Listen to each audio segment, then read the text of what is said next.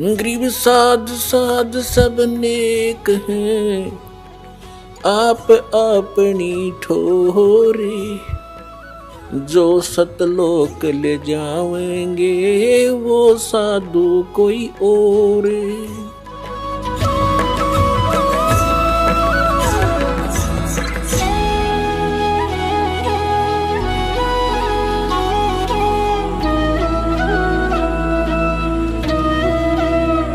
अब जैसे जब तक हम सुखी हैं तब तक हम कोई भी भक्ति कर रहे हैं, किसी भी देव की, किसी इष्ट की, या ना कर रहे हैं, तो आपके वही प्रारब्ध के, किस्मत के कर्म ही आपको प्राप्त हो रहे हैं। जैसे किसी ने इन्वर्टर की बैटरी चार्ज कर रखी है, वह फुल हो ली और फिर चार्जर लगाया नहीं, तो वह फिर भी काम कर रही है। चार्जर हटा रखा है, चार्जर है ही नहीं आसपास भी, और ना चार्ज लगाने की कोई बिजली उपलब्ध है, तो फिर भी वो चल रही है, खूब काम कर रही है, पंखे भी, लाइट भी खूब चल रही है। तो जब तक वो बैटरी चार्ज है तब तक तो नो प्रॉब्लम, और जब वो बैटरी होगी डिस्चार्ज, फिर प्रॉब्लम, नथिंग एल्स। तो पूर्व जन्म के जिसके जितने संस्कार, पुण्य कर्मी, जितने उसने बैटरी चार्ज कर रखी है, कोई प्रधानमंत्री बना है, कोई राष्ट्रपति बना है किसी देश का, कोई IAS, IPS, डॉक्टर, इंजीनियर, जज, या कोई सेठ बना है, कोई अच्छा किसान बना है, कोई अच्छा दुकान चल रही है, कोई वैसे किसी के बच्चे अच्छे हैं, कोई नौकरियां प्राप्त है, तो ये उनकी पिछले जन्म की बैटरी चार्ज है, वही चल रही है, आगे चार्जर नहीं है।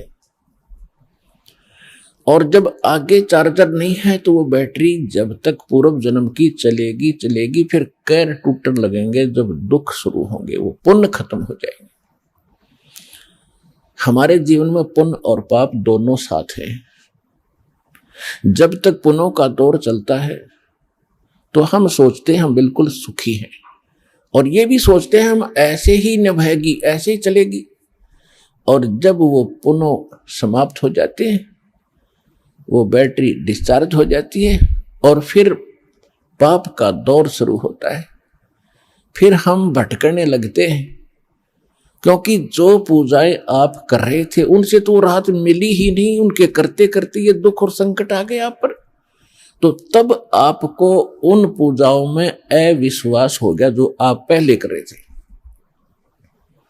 फिर आपको किसी ने बताया कि उस मंदिर में मत्था टेकने से लाभ होता, आप फिर वहां जाते हो। किसी ने आपको बताया कि वैष्णो देवी जाओगे, वहां पहुंचोगे तो आपको बड़ा लाभ मिलेगा, आप वहां पहुंच गए। यानी वो जो साधना पहले कर रहे थे वो छोड़ दी। फिर आपको किसी ने बताया बालाजी जाइए, आप फिर वहां जाते हो। तो कहने का भाव ये है कि जब आपके पाप कर्म का दौर शुरू हुआ और जिन साधनाओं को करके आप निश्चिंत बैठे थे, हम बिल्कुल सुखी हैं, तो उन्होंने आपका साथ नहीं दिया, क्योंकि वो साथ पहले भी नहीं देने वाली थी। उस समय आपको कोई कहता कि साधना कर रहे हो ठीक नहीं है, आपको लाभ नहीं मिलेगा, तो आपको कभी विश्वास नहीं होता, न आप मानते हो। और फिर जब संकट आते हैं फिर आप सभी मान जाते हो। तो कहने का भाव ये है दास का कि आज आप यहां जो आए हैं, आपके पूर्व जन्म के संस्कार व बैटरी कति खत्म हो ली। अब हम देंगे चार्जर उस परम पिता की पावर के लगाने का, ये भक्ति विधि।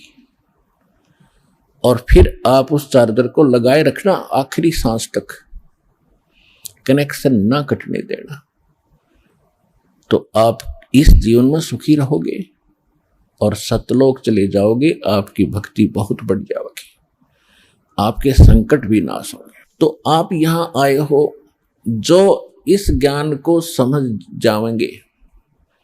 यहां पर दो प्रकार के प्राणी पूरा लाभ उठाते हैं। एक तो ज्ञान समझ कर आते हैं, और दूसरे जो सब जगह भटक भ्रम लिए और कहीं से लाभ मिला नहीं, और फिर वो यहां टिक जाएंगे, अकोर की ठिकाना नहीं, सब जगह जा लिया, तो फिर उनकी व्यवस्था होगी, मजबूरी होगी यहां आने की, और यहां आते रहे तो वो लाभ मालिक देगा। और फिर हम ज्ञान सुनाते हैं यहां बैठाकर आपको। तो यहां आपसे प्रार्थना की जाती है, जब तक सत्संग चले आप सब चिंताएं और इधर उधर की गल्ला बातें छोड़ के ध्यान से सत्संग सुनो। चाहे कोई रोगी है, चाहे कोई संकट है किसी प्रकार का, आप एकाग्रचित्त होकर सत्संग सुनोगे तो राहत मिलेगी और ये ज्ञान ग्रहण होगा। इस ज्ञान से आपको 70% लाभ तो ज्ञान से मिलेगा। लाभ का मतलब है आत्मा में दृढ़ता आवेगी हर प्रकार की, और 30% फिर बाकी जो संकट है वो आपकी भक्ति और लाभ से होगा। क्योंकि दास इसलिए कह रहा है इस ज्ञान से कि कई ऐसे दुख हैं जो बेमतलब के बड़े होते हैं। अब कबीर साहब कहते हैं, कबीर मैं तो जब डरूं ये मेरे ही संग हो, भाई मौत बुढ़ापा आपदा ये सब काहू को हो।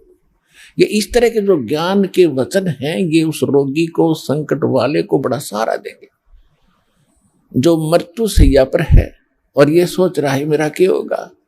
देखो यहां कोई ना रहा और ना रहेगा, किसी की 2 दिन पाछे टिकट कट जाएगी, किसी की 10 दिन पहले कट जाएगी। यहां नहीं रहना किसी ने, लेकिन दुर्भाग्य उन प्राणियों का होगा जो सतलोक आश्रम बरवाड़ा जिला हिसार में ना आए होंगे। वो कति खाली जाएंगे, कति खाली टोटली नष्ट करके जाएंगे जीवन को। और जो यहां आ गया, नाम भी ले लिया, प्रथम नाम लेकर भी उसका जीवन अंत हो गया, वो भगवान का हो गया, वो परमात्मा के जुड़ गई वो आत्मा, उसमें बीज पड़ गया भक्ति का। और अब ये हजारों वर्षों तक ये ज्ञान और ये समाधान चलेगा। अब वो जो बीमार रोगी सब जगह थक लिए जब यहां ले आए और उसकी होगी मृत्यु नाम लेकर के, आप तो चाहे कुछ भी सोचो, लेकिन भगवान ने अपना बच्चा ले लिया अपनी शरण में। मृत्यु बेशक होगी, वो अगले 10 महीने मालेगा, 10वें महीने यहाँ भगवान के दरबार में नया शरीर होगा, नए शरीर भक्ति करेगा। परमात्मा ने तो अपनी आत्मा देखनी, हम अपना स्वार्थ देखते हैं। और 10 दिन 1-2-4 महीने और भुगता तो हम ही कह देते भगवान इसने ठा ले, हे भगवान ठा ले। हम भी तंग हो जाते, पैसा भी समाप्त हो जाता। तो कहने का भाव यह है कि आप इस ज्ञान को सुनो, समझो, अपनी सोच धारणा कति खत्म कर दो। जो ज्ञान दास बताता है ये गॉड का, परमात्मा का दिया हुआ विधान है और ये अटल है, ये सत्य है, इसमें ऐसा ही होगा। और जो सच्चे दिल से आते हैं उनका रोग भी ठीक होगा और मोक्ष भी, भक्ति मिलेगी। इसी जीवन में मोक्ष भी हो जाएगा जो दृढ़ रहे तो।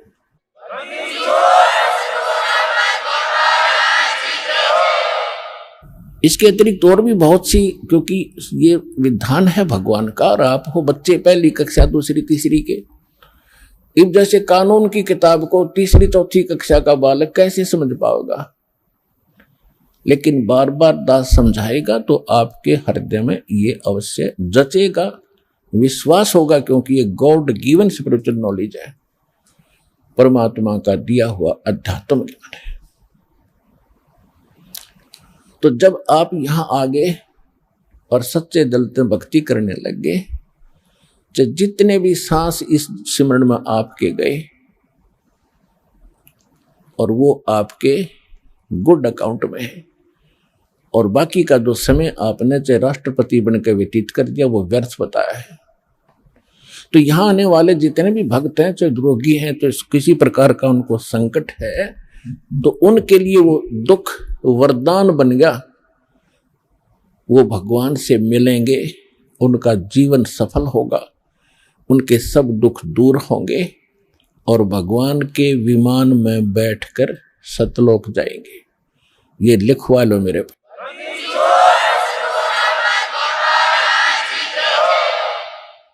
अब इन बातों से आप जी को बड़ी दृढ़ता आवेगी, ये सच्चाई है।